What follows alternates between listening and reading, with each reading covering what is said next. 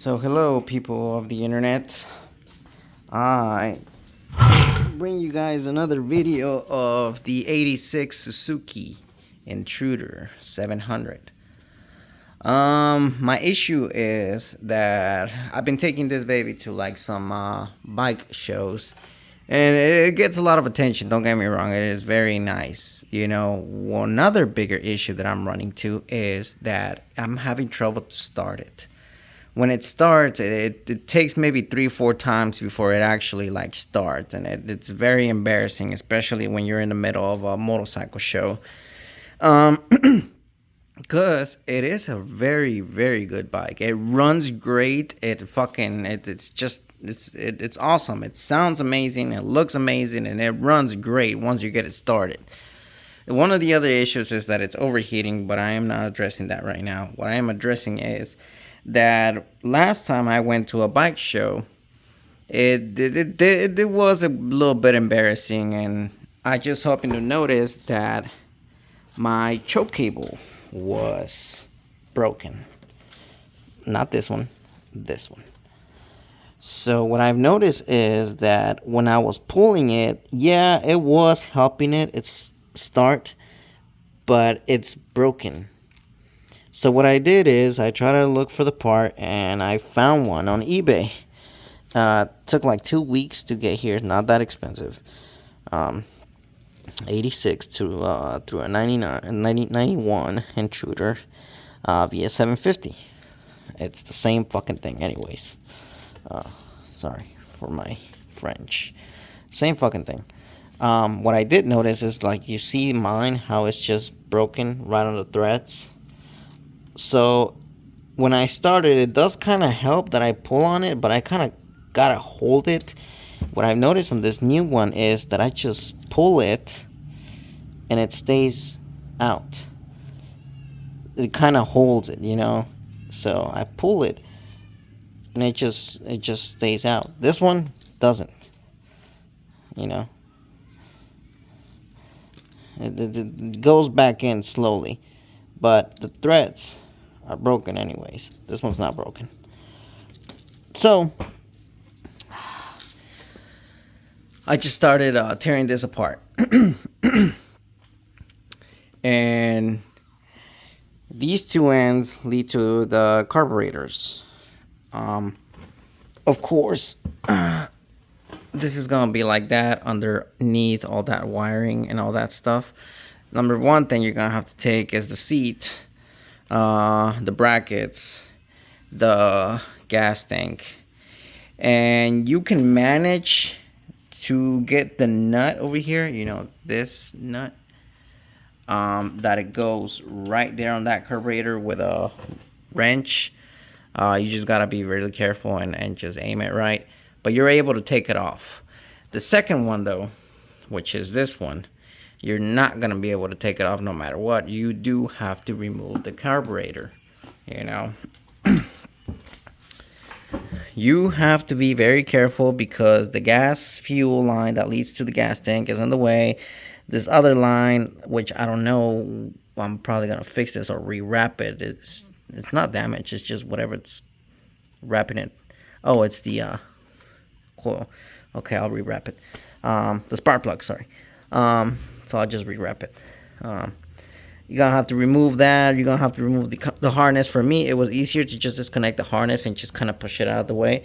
It was being a pain to come out. And then you're gonna have to loosen up the little screws here and this other one, which this part goes in here. It goes like that on top of the carburetor, and it leads that way.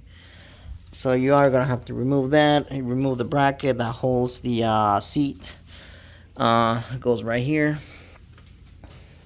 And then very carefully, very gently, please take out the carburetor. Kind of slide it a little bit to the side, because where that cable was connected, it's right over here.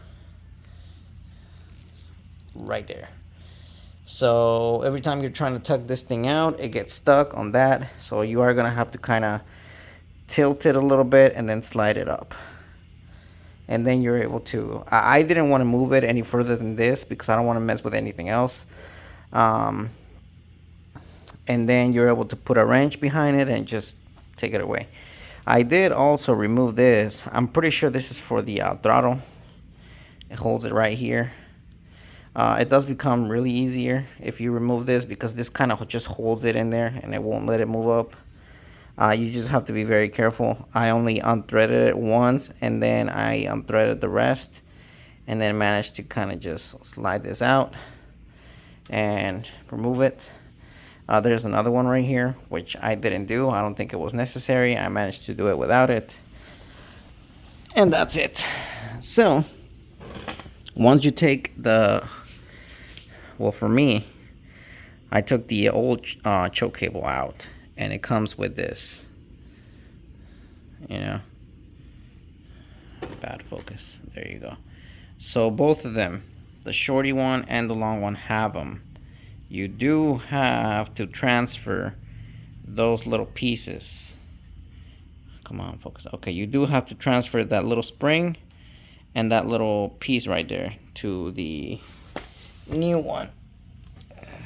That piece and then that little spring and well, everything, you know, the nut, the seal, whatever this little rubber thing is, and this thing, you have to transfer it to this one, and so to this one, you have to transfer all this to this.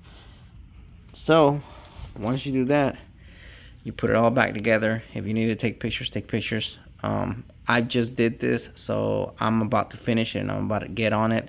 I don't think I'll forget, but you do have to do all that stuff. I hope from now on my bike starts a little better, or at least not as embarrassing as it has been. This last couple of bike shows takes me like 6 times to start this motherfucker right in the middle of a bike show. So yeah, I don't know why it's doing that, but it could be because it's an old bike, it's an 86, or because the choke cable is just broken, or a mixture of the both. But hopefully it starts a little bit better. I will post an update on it once it's all put back together. But for right now, choke cable, that's how you replace it. I still couldn't find any information on the internet or YouTube, only diagrams, which are not very good, even though we're in 2025.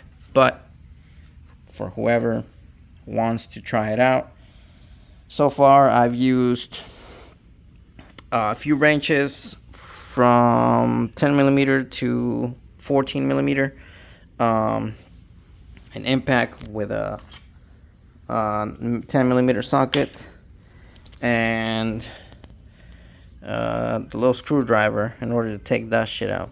Oops, my bad again. Gloves, because fuel does pour out once you tilt that carburetor. I don't like the whole thing being filled with fuel. It just kind of stays in there and it smells like fuel.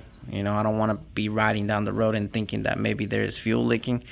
I probably will throw a little bit of maybe alcohol or some degreaser to make the fuel smell go away, but that's how you do it. Pretty sure with some simple tools. I do have my little toolbox over there that I bought on Home Depot. It's great. It does have a lot of tools, so you can manage with that so far. Alrighty then. See you guys on the next thing that breaks on this thing. I'll make another video for whatever breaks next.